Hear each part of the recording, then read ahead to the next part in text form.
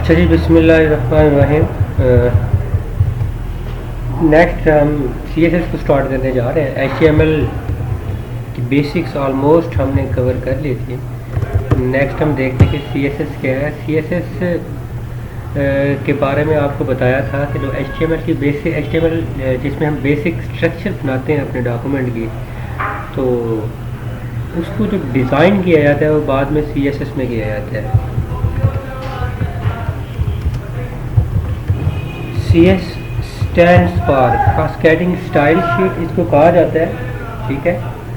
और ये इसका एब्रीवेशन है। और इसका सिंटैक्स देख लेते हैं CSS का। सिंटैक्स में क्या होता है जी, आपके पास सबसे फर्स्ट एक सिलेक्टर होता है, ठीक है। कर्ली ब्रेसेस लगाते हैं आप, एक सिलेक्टर होता है आपका, और फिर कर्ली ब्रेसेस लगाते हैं और उसमें आप प्रॉपर्टी लगाते हैं और उस प्रॉपर्टी की एक वैल्यू असाइन करते हैं। ये बेसिक सिंटैक्स है CSS का कि आप सिलेक्टर लगाएंगे। सिलेक्टर क्या होता है ये हम अभी जब कोड करेंगे, CSS की टाइप डिस्कस करेंगे तो उसमें सिलेक्टर मैं आपको बता दूंगा। तो उस सिलेक्टर की प्रॉपर्टी यहाँ पे बताएंगे और उस प्रॉपर्टी की कौन सी वैल्यू सिलेक्ट करनी है वो बता देंगे। वो इसकी मदद से होगा, ठीक है जी। तो ये इसका बेसिक सिंटैक्स है। और CSS की टाइप्स को ज़रा डिस्कस कर लेते हैं।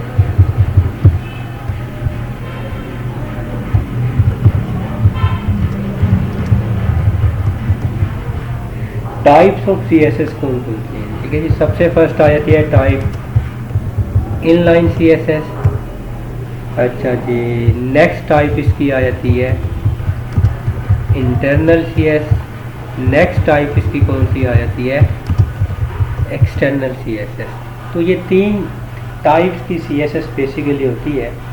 तो सबसे फर्स्ट जो है हमारे पास कौन सी है जी, इनलाइन CSS है। इनलाइन CSS को हम कब इस्तेमाल करते हैं, ठीक है, और इंटरनल CSS को कब इस्तेमाल करते हैं और एक्सटर्नल CSS को कब इस्तेमाल करते हैं। इनलाइन CSS बेसिकली हर टैग के साथ अगर हमने CSS अप्लाई करनी हो तो हम क्या करते हैं जी, यूज़ करेंगे inline CSS।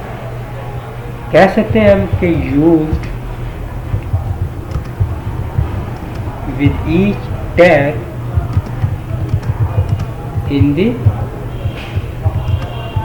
Opening tag. Opening tag में यूज है ना, जो ओपनिंग टैग होता है उसमें ये बेसिकली यूज करेंगे इसको। नेक्स्ट आ जाती है आपकी इंटरनल CSS। इंटरनल CSS को कब यूज किया जाता है, ठीक है।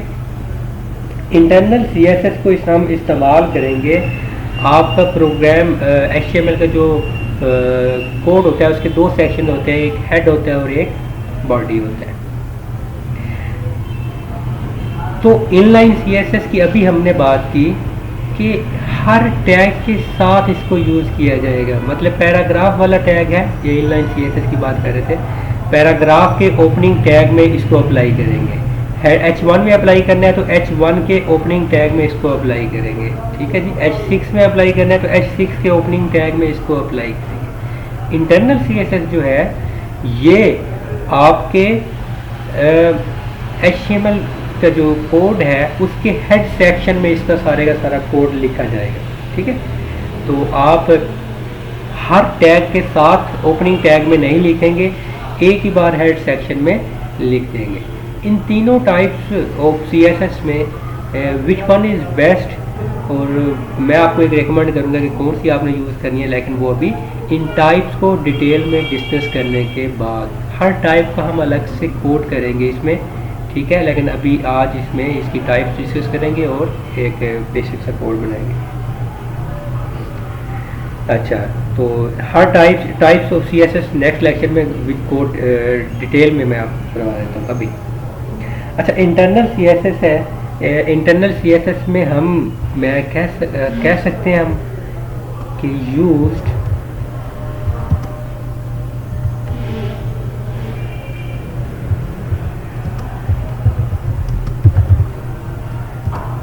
but in head section, कि यूज़ तो हर टैग के साथ ही किया जाएगा, मगर जो बॉडी में प्रोग्राम लिखा हुआ जैसे H1 तो वहाँ पे नहीं यूज़ किया जाएगा। हम इस H1 का रेफरेंस भी ऊपर दे देंगे हेड में, और साथ में वहाँ पे ये CSS भी अप्लाई कर देंगे सारी की सारी हेड सेक्शन में। और इसी तरीके से एक्सटर्नल CSS है, जब हम CSS को ना तो हेड सेक्शन में अप्लाई करें और ना ही हर टैग के साथ एक्सप्लेन करें, तो एक्सटर्नल नाम से ज़ाहिर है कोई एक ऐसी फाइल होगी जो इस डॉक्यूमेंट के अंदर मौजूद नहीं होगी, एक्सटर्नल फाइल होगी, उसको हम लिंक कर लेंगे। तो हम सारी की सारी CSS उस एक्सटर्नल फाइल में एक्सप्लेन कर देंगे, वो एक्सटर्नल फाइल में सारी की सारी CSS होगी और देन हम उसको लिंक कर देंगे। यानी कि हम कह सकते हैं डिफाइन इन एक्सटर्नल फाइल, ठीक है, एंड और उस फाइल को कनेक्ट करना है किसके साथ, विद HTML फाइल।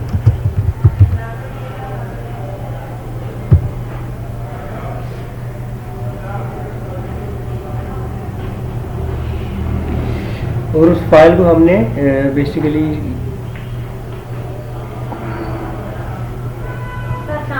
वालेकुम सलाम। अच्छा कहाँ पे हैं? अच्छा इस फाइल को हमने कनेक्ट करना है अपनी उस HTML फाइल के साथ।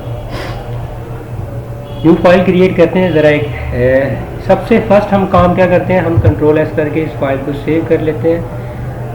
Ctrl+S करके हम इस फाइल को सेव करेंगे तो डेस्कटॉप पे हमारा लर्निंग HTML का वो मौजूद है फोल्डर, उसी में मैं इसको एक नाम दे देता हूँ जी।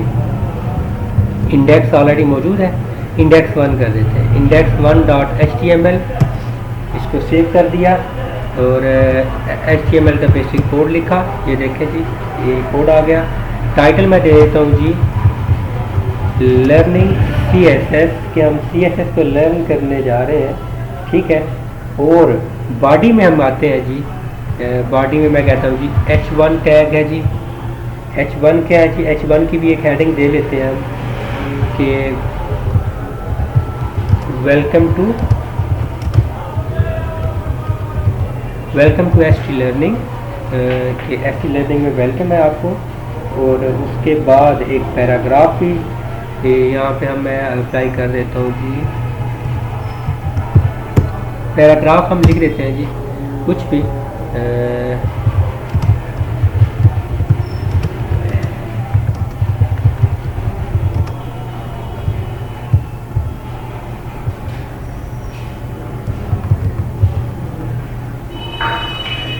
ठीक है जी। ट्रेनिंग इंस्टीट्यूट है,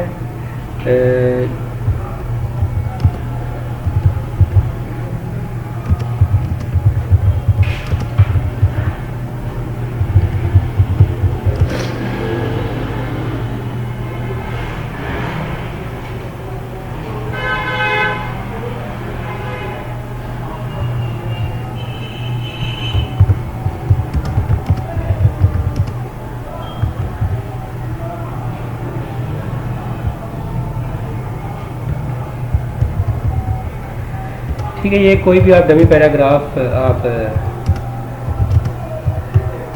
बना के लिख सकते हैं। तो ये देखें, इसका प्रीव्यू देखते हैं ज़रा ब्राउज़र में, और फिर उसके बाद इस पर CSS अप्लाई करते हैं। ये देखें जी एक H1 की हेडिंग दी है हमने, और उसके साथ ही हमने एक पैराग्राफ भी राइट किया है। पैराग्राफ को थोड़ा सा इंक्रीज़ कर लेते हैं, तो इसी को ही हम थोड़ा सा ना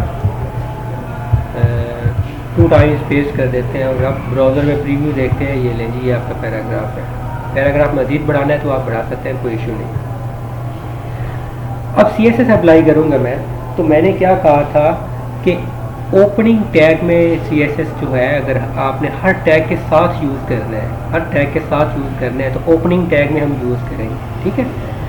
तो H1 का ये ओपनिंग टैग है, तो ओपनिंग टैग जहाँ पे ये इसका सेकंड एंगुलर लग रहा है, क्लोजिंग एंगुलर जो लग रहा है, यहाँ पे हम ऐसे करेंगे और उसके बाद एक टैब से स्पेस ले लेंगे और उसके बाद हम अप्लाई करेंगे स्टाइल स्टाइल के नेक्स्ट वो कहता है कि आप अपनी यहाँ पे प्रॉपर्टी एक्सप्लेन करें। मैं कहता हूँ जी प्रॉपर्टी है हमारी बैकग्राउंड,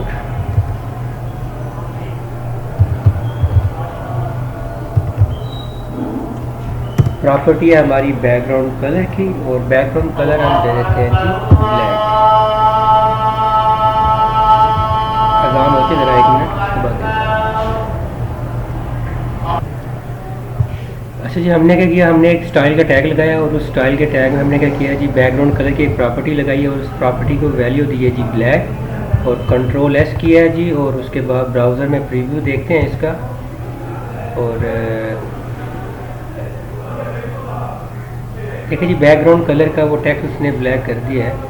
और इसमें क्या था, हमारी जो हेडिंग है वो हमें नज़र नहीं आ रही। इसकी वजह रीज़न ये है कि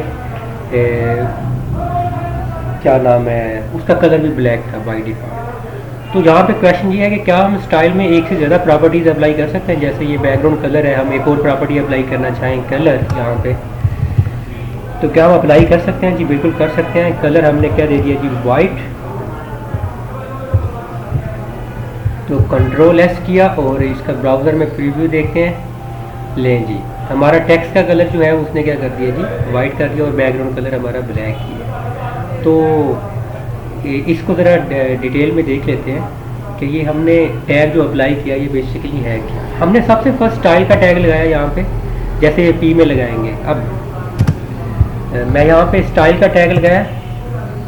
ये स्टाइल जो है ये हमारा, इसको हम बेसिकली क्या कहते हैं, ठीक है, कि हम बेसिकली स्टाइल क्या करने जा रहे हैं, किस सेलेक्टर को करने जा रहे हैं, पी को करने जा रहे हैं। स्टाइल जो है हमारा, इसमें क्या आ जाएगा, इसमें 2 चीज़ें आ जाएगी हमारी, एक तो हमारी प्रॉपर्टी आ जाएगी और एक जो है उस प्रॉपर्टी की वैल्यू आ जाएगी। तो स्टाइल के अंदर सबसे फर्स्ट हमने बैकग्राउंड कलर लिखा था, बैकग्राउंड कलर हमने ब्लैक रखा था, यहाँ पे हम पिंक कर देते हैं। और ये चीज़ याद रखनी है, जब भी प्रॉपर्टी होगी, प्रॉपर्टी के पूरी बाद ये कॉलन आएगा। जब भी उस प्रॉपर्टी की वैल्यू ये जो लगा रहे हो ना आप, ये जो वैल्यू है उस प्रॉपर्टी की, तो यहाँ पे सेमी कॉलन आएगा, ठीक है। दोबारा सुन लें, प्रॉपर्टी जब लगाएंगे, प्रॉपर्टी राइट करेंगे, प्रॉपर्टी क्या है, उसके बाद कॉलन आएगा, और जब प्रॉपर्टी की वैल्यू राइट करेंगे तो उसके बाद सेमी कॉलन आएगा। तो ये देखें, इस हमारे इसका जो बैकग्राउंड कलर वो पिंक हो चुका होगा। ये देखें, आप इस टेक्स्ट का भी कलर चेंज कर सकते हैं, इसको भी आप क्या कर सकते हैं, वाइट या कुछ भी कर सकते हैं। जैसे यहाँ पे देखें, आप ये टेक्स्ट कलर प्रॉपर्टी लगा दिया आपने, ठीक है, कॉलन लगा, और उसके बाद आप यहाँ पे वाइट लिखा और सेमीकोलन लगा दिया और कंट्रोल एस किया और ब्राउज़र को रिफ्रेश किया, ये भी वाइट हो चुके हैं, ठीक है। ये था जी CSS का इंट्रोडक्शन। और नेक्स्ट जो हम लेक्चर भी करेंगे उसमें क्या होगा जी, CSS डिटेल में डिस्कस करेंगे, इनलाइन, ठीक है, इंटरनल और एक्सटर्नल, ठीक है जी। जज़ाकल्लाह।